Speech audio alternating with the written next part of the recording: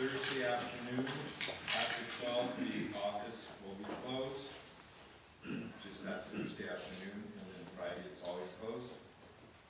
This week are the 3 days that we have Ember Days, and so there's days when we fast and abstain from meat.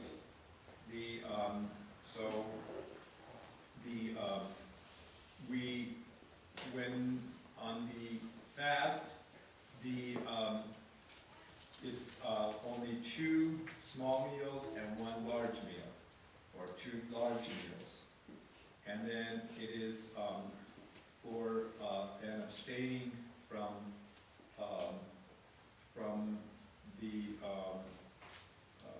meat. So try to check it out. I mean, it's Wednesday, Friday, Saturday of this week.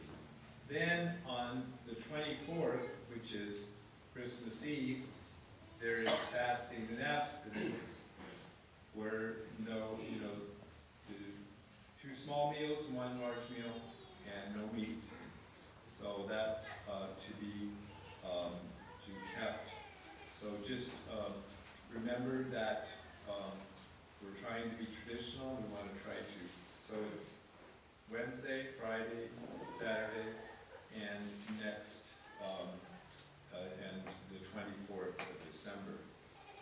Nomine Patris et Filii et Spiritus Sancti. Amen. Paul talks about rejoicing, that we rejoice that our salvation is near. And that is good for us who love God and hate sin and all the evil that's out in the world.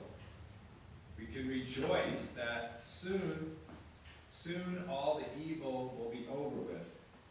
Soon people will be either separated and the bad go to hell, the good go to heaven.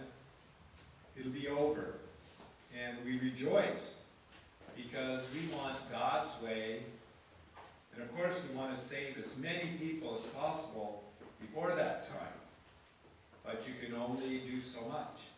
We'll rejoice because all evil governments will be over with. And only God's laws will exist. And everyone in heaven will adore Jesus and love him. And he will love us in return. Peace, we will have peace that is so important. And what is the peace that Paul is talking about? It's a clean conscience. There's nothing so wonderful as having a clean conscience. You don't have to worry about anyone finding out anything in your life. There's nothing going to go on Facebook or things about your life or anything. You're free. You have nothing to be ashamed of. 24/7, you're trying your best to live the way God asks. You've gone to confession when you've had sin. You have a clean conscience. You can sleep better. You can look forward to the second coming of Christ.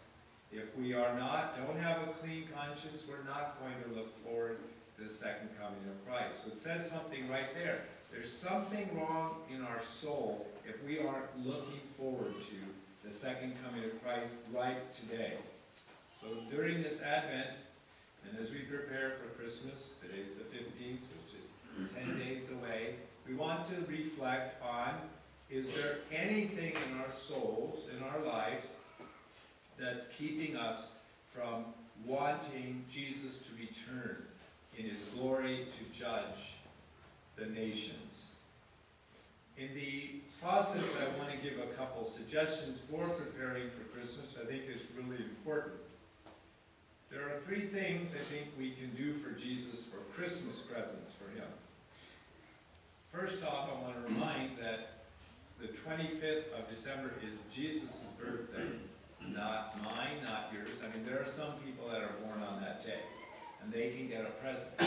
But it's so ludicrous that we celebrate Jesus' birthday with giving ourselves presents and doing everything for ourselves. it has to be focused on Jesus Christ. So I really encourage all of you not to buy any presents or things until after Christmas. Why? All the corporations, they won't even say Merry Christmas. They won't even put a manger. They won't even, it's like so horrible. They want all your money. Buy, buy, buy. But they won't even say the reason they're buying presents. And most people have no idea why they're buying presents anymore. They think it's all just because that's the custom, that everybody has always just bought presents and given presents on Christmas. They don't even know it was because Jesus is the present and that we're celebrating his birthday. So I really want to encourage all of you to not buy anything until after Christmas. Everything's on sale, and then you give your presents on the 6th, Epiphany. That's when the kings brought presents to Jesus: gold, myrrh, and incense. And that way we counteract the evil of all this materialistic Christmas, which does not have anything to do with Jesus Christ. How can we want to contribute to pagan holidays? No. People have taken a holy, holy day and made it into simply where you give presents, Santa Claus jumping around up on your ceiling, leaving all these little things for him on, nothing to do about Jesus Christ. And then, as soon as the day's over, throw the tree outside. No, we start Christmas on Christmas Day up till, that's why Christmas Eve is still a day of prayer, penance, and abstinence. And then we celebrate for 12 days. 12 days of Christmas up to Epiphany. Another thing I want to really suggest was we do want to give some gifts to Jesus. Hopefully you do. So here's what I want to encourage that you give for gifts. 3 simple things. First would be fighting temptations. Today, until Christmas, that you fight temptations to sin, and then you look at those and you do it for love of Jesus. And the way I like to think about it, see the little setting up the little manger, that you put a little bit of straw in Jesus' manger to be laid on. So the first thing is fighting temptations with the motive that I'm going to fight this temptation, I'm not going to sin, and I'm going to offer that fight against these strong temptations of sin, and I'm going to give it to Jesus by putting a piece of straw in his manger so he has something nice to lie on. The second thing is doing kind deeds without anyone knowing it. Little things, just like letting a car in your way at the post office or at the grocery store or at school or at home. Let someone else get ahead of you or something. Let a car in instead of trying to keep them out, or let someone cross the street, or little things like that you can do. Simple little things.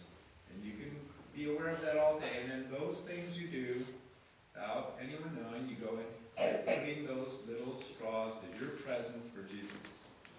And then the third is to do some sort of sacrifice. So you want to eat this cookie and you don't eat this cookie. Or you want to say this thing to someone and you refrain from saying it. There's nothing wrong with saying it. It's not. You refrain. Little things that are exercising our brakes so we know how to control our mouth, our mind, our actions. And so little things, and again, every little thing you do, you're putting this little straw in the manger for Jesus, for when Mary's going to lay him there in the manger. So some simple little things. Going back to the gospel about St. John the Baptist, we know that St. John the Baptist was living in a very difficult time when Jesus, too, was coming. First, the Jewish people, the religious people, were not excited it, as we see today. They're coming and questioning John the Baptist. Who are you? What are you doing baptizing? Who are you to talk about not sinning? Who are you to tell people to repent? That's what they're saying. They don't like him. So the religious environment is hostile at that time towards someone good, John the Baptist. You can find one thing wrong with John the Baptist, let me know. No, there's nothing wrong. Why would the Jewish people, the religious people of his time, reject him?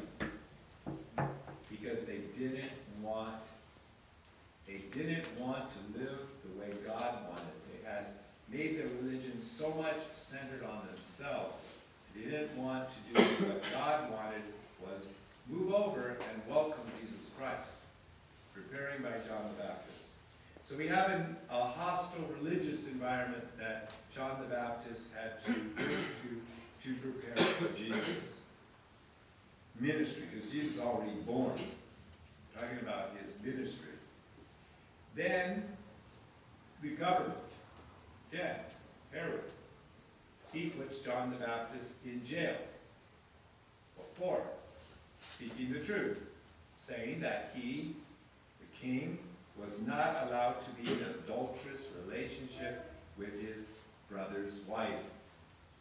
And so it's very similar today in many ways. People inside the church, people outside the church, do not want to do things humbly the way Jesus wants them to be. And John the Baptist still pointed out, here it is, here's Jesus Christ, here's Jesus' way. So we too need to continue, starting with myself. I need to check out, where am I not living the way Jesus wants me to? In what way am I not pleasing Jesus? And then we need to tell other people. And we need to resist the government, as John the Baptist did, that causes sin. Just today I read about now in Utah, I think it's in Utah, that their state's Supreme Court has ruled that it's unconstitutional to not allow polygamy, okay, where a man can have many wives. They say it's unconstitutional because it's not giving freedom to adults who consent to live together, many women with one man. So that, but we knew that was going to come. As soon as you make homosexual marriage, all right, then why not have marriage with many wives? Why not? There is no such thing as normal anymore. And that's the hostile environment we are living in. As John the Baptist paid for speaking the truth, we too will pay. Won't be long before we're put in prison. And the thing is that it didn't stop John the Baptist. Didn't stop Jesus from saying the truth. Who crucified Jesus? The religious leaders and the Roman government. Okay? This is just part of how humans are and the way the devil works. Just the way it is. But there's always going to be John the Baptist. There's always going to be Jesus going on. It will never stop. So things are the same as they were back then, as they always will be. Our job is to, as I said, start with myself, then I want to help you, and then we resist what's evil. We speak what's evil, and we tell what's good. There's always both sides. We condemn evil, and we lift up the glory and the beauty of what's good. So I want to read just a little bit about John the Baptist. What can we learn from him? We learn to be always sincere. In his questions and answers to the questions, he just said it straight. I'm not Jesus, but I am here. I have a special job. And especially to be sincere and honest when we go to confession. always practice the virtue of humility. As John the Baptist said, I'm not worthy to untie the straps of Jesus' sandal. And here at this Mass, you are all so humble, kneeling down, receiving Jesus in the Holy Eucharist. John the Baptist, one of the most holy men that ever existed, he said, I'm not even worthy to go and touch his sandal. And imagine we receive Jesus, touch him, he comes on our tongue. St. John confessed the truth openly, without reserve, without fear. As he said, the latchet of whose shoes I am not worthy to loose. As the lowest of Christ's servants, giving us an example of humility and sincerity, which should induce us always to speak the truth, and not to seek honor, but to give to God all the honor shown us by man. Have you not far more reason than John, who was such a great saint, to esteem yourself but little, and to humble yourself before God and man? My son, says Tobias, never suffer pride to reign in the mind or in thy words, for from it all perdition took its beginning. Nomine Patris et Filii et Spiritus Sancti.